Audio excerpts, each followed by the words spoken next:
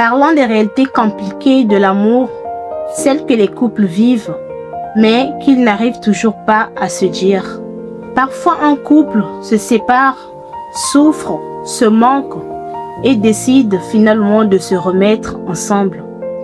Et là, monsieur arrive, bébé, pardonne-moi, j'ai compris, je te promets que les choses vont changer. Et toi, tu as tellement attendu ce moment que tu dis, bon, essayons encore.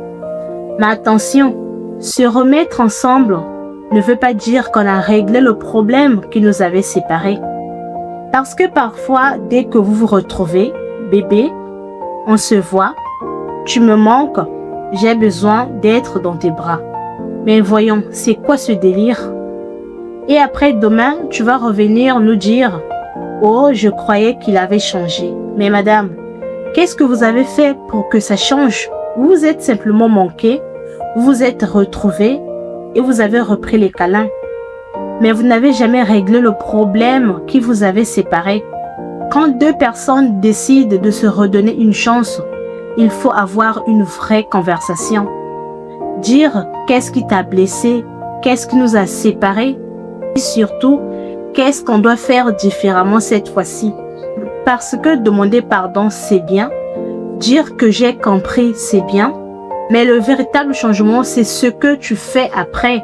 Alors, si vous décidez de vous redonner une chance, ne vous contentez pas de dire « Bébé, tu me manques ». Brûlez d'abord le microbe qui avait séparé votre couple. Parce que si vous ne réglez pas la cause du problème, le problème va simplement rester là, tranquillement, à attendre sa prochaine frappe pour vous marquer encore un autre but. J'espère que mon conseil vous serait utile. Prenez soin de vos relations. Ici, on ne se juge pas, on apprend et on grandit tous ensemble. On se dit à très bientôt pour la prochaine chronique.